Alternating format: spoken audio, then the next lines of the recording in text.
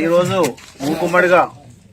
మూకుమ్మడిగా జెడ్పీటీసీ సర్పంచులు, మాజీ సర్పంచులు, మాజీ మరగేంసి చైర్మన్లు అందరం కలిసి మూకుమ్మడిగా ఎక్స్ ఎంపీపీలు, ఎక్స్ ఎంపీటీసీలు మూకుమ్మడిగా రాజీనామా చేస్తున్నాం. రాజీనామా చేసి మేము ప్రజల దగ్గరకు పోయి ప్రజలతో కూడా వాళ్ళందరితో కూడా కలిసి మాట్లాడి మరి మేము చేసిన కష్టం మేమంతా కూడా వాళ్ళందరూ తెలుసు కాబట్టి అందరితో విచారణ చేసి దాదాపు ఒక 1000 మందితోటి మేము పార్టీ మారాలని అనుకుంటున్నాం. సర్పంచ్ కూడా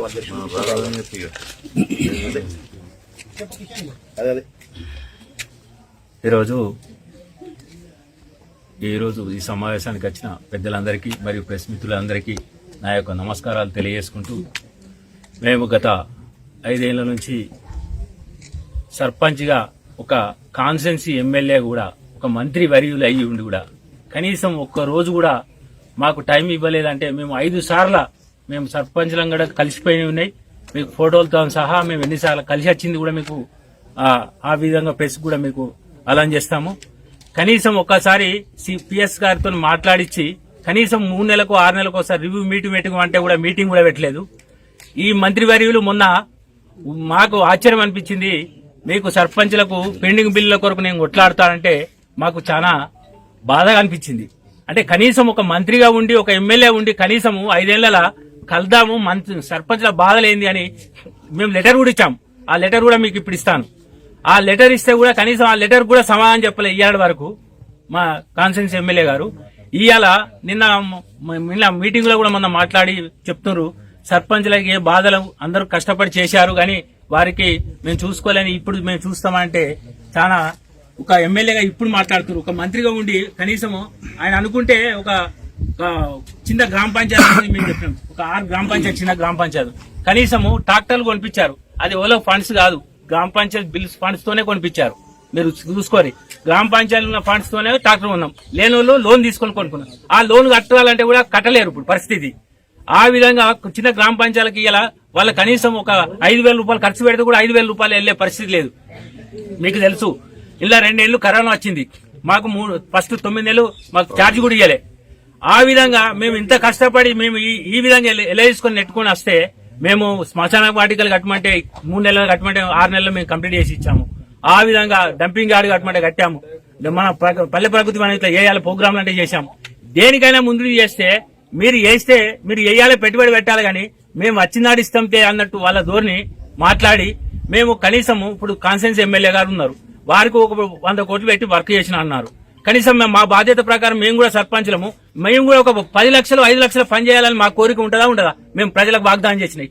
అది కూడా మాకు ఒక 5 లక్షల రూపాయలు ఇవ్వలేదంటే ఒక మంత్రి అయి ఉండి ఎందుకు మేము సిగ్గుసేటుగా అనిపిస్తుంది. ఒక కాన్స్టిట్యున్సీ ఒక మంత్రి వారి ఒక ముఖ్యమంత్రి కొడుకు అయి ఉండి ఈ కాన్స్టిట్యున్సీలా గింత కూడా అజ్జేయలేదంటే మాకే సేమ్గా అనిపించి అసలు ఈ పాటికే మేము వాస్తవానికి రాజీనామా చేయాల్సింది.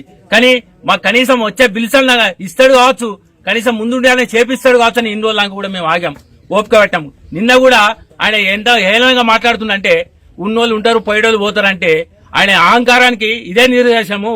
మొన్న కూడా అదే మాట్లాడాడు. కరీంనగర్లో కూడా వీళ్ళ మీటింగ్ పెట్టాడు సోషల్ మీడియా వాళ్ళ మీటింగ్ లో మాట్లాడతాడు. ఎవరికి ఎన్నో చేసినా అని అంటాడు. ఎవరికి ఏం చేసిండో ఏ కాన్స్టిట్యున్సీలో ఆయన కాన్స్టిట్యున్సీలో సర్పంచ్లు ఏం పట్టించుకున్నాడో ఒకసారి ఆలోచించుకోవాలి. రేషన్ కార్డు కాదు, పింఛన్లు కాదు, మేము కనీసము అడిగితే మేము ఒక్కళ్ళకి చేయలేని పరిస్థితి. కనీసం మేము ఇచ్చిన మీ రిప్రజెంట్ కూడా మీ కాగితాలు ఉన్నాయి. ఇప్పుడు మా దగ్గర ఎన్ని కాగితాలు ఇచ్చినాము, కనీసం ఒక రోడ్డు కాదు, ఒక వర్క్ కూడా కాదు. వాళ్ళు ఏ ఊళ్ళో ఎక్కడి ఇచ్చుకున్నారో నేను ప్రూఫ్ చేస్తా. అదే మోయినగుంట్ల 2 కోట్లు ఎట్లా ఇచ్చాడో నేను రేపు పొద్దుగా నేను కూడా ప్రూఫ్ ఇస్తా. అది ప్రజల పైసలు కాదా, ఆయన ఒక్కరి సొంతం పైసలా? ఆ విధంగా నేను సమాధానం చెప్పేటాను కూడా వాళ్ళు అన్నారు కదా. ఇప్పుడు మండలాలైనా కానీ జిల్లాలో అయినా రండి, నేను మాట్లాడతా, దానికి సమాధానం చెప్తా. ఏ ఊరికి ఎన్ని కోట్లు ఇచ్చారో నేను ప్రూఫ్ చేస్తా. కానీ మేము ఎన్నిసార్లు అడిగినా కానీ ఒక 5 లక్షలు కూడా ఇవ్వలేదు. అది మేము మా బాధ ఎవరికి చెప్పుకోలేకపోయినాం. సర్పంచులు అందరూ కూడా వచ్చారు. ఇప్పుడు మీరు ఉన్నోళ్ళు కూడా అడగండి. మేము ఒక్కసారి పోయినా కానీ కనీసం మాకు ఒక అర్ధగంట టైం ఇచ్చి మాట్లాడలేని ఒక మంత్రి, ఆయనకు సమాధానం చెప్పుకోలేని అది మాకు బాధ అనిపించి మేము ఒక 100 సార్లు కూడా దీనికి రిపీట్ చేసినా కానీ వారితో కూడా మేము డైరెక్ట్ మాట్లాడదామని చూసినాం. కనీసం చెప్తానని ఇంకోళ్ళకన్నా వెళ్ళిపోతానని మేము చూసినాం కానీ వారు ఆ విధంగా కూడా మాకు టైం ఇవ్వలేదు. అంటే వారికి మూర్ఖత్వం అహంకారం ఏందో అనేది మాకు అందరికి అర్థమయ్యే ముక్కుమ్మడిగా అందరము సర్పంచ్లము మరి మాజీ ఇప్పుడు జడ్పీటీసీ గారు మాజీ జడ్పీటీసీ గారు మేము అందరము మాజీ చైర్మన్లు మాజీ ఎంపీపీలు మేము మాజీ సర్పంచ్లు అందరము వార్డు మెంబర్స్ ఉప సర్పంచ్లు అందరం కలిసి మేము దాదాపు ఒక 1000 మందితో పార్టీలో జాయిన్ అవుతున్నాం. ఈ రోజు మేము పార్టీకి టీఆర్ఎస్ పార్టీకి రాజీనామా చేస్తున్నాము. అందరికీ సవ్యంగా దమ్యంగా తెలియజేసుకుంటూ మా ముస్తాబా మండల ప్రజలందరికీ ధన్యవాదాలు తెలియజేసుకుంటూ ముగిస్తున్నాం. పవర్ లో ఉన్న 10 ఏళ్ళు చేయలేదు, ఈ పవర్ లేనప్పుడు చేస్తా అని చెప్తుండ్రు. నిన్న మీ అందరికి అందుబాటులో ఉంటా, వాళ్ళ అభిప్రాయాలు మాకు వచ్చినట్టే అది తర్వాత చెప్తాం. కార్యాచరణ ఆలోచించుకుంటాం మేము, ఇప్పుడే రిజైన్ చేసింది కార్యాచరణ. కాంగ్రెస్ పార్టీలో జాయిన్ అవుతున్నాం. అదే ఇన్ని రోజులు చేయకుండా ఇప్పుడే మీరు రాజీనామా చేయడం ఉద్దేశం ఏంటి? మేము 5 ఏళ్ళు కూడా ఓపిక పట్టినాము. అడిగి కనీసం ఆయనకి సమాధానం చెప్తామని కూడా టైం ఇవ్వలే.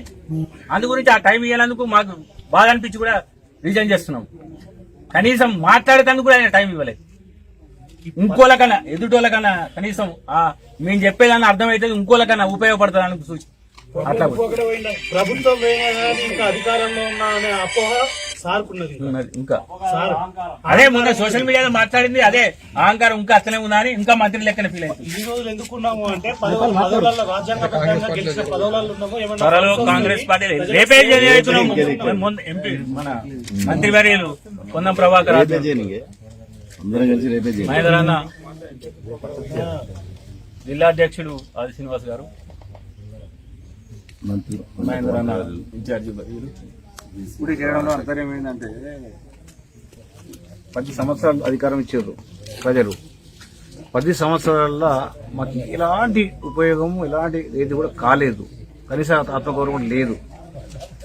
నిన్న సమావేశంలో కూర్చొని మాట్లాడితే కాన్స్టిట్యూషన్ అంటే ఎవరికైనా నష్టం జరిగిందో నష్టం జరిగిన వాళ్ళు ఎవరికి మాకు అవకాశం లేదు, మేము చేయలేకపోయినాము. నష్టం జరిగిన వాళ్లకు బాధాకరము.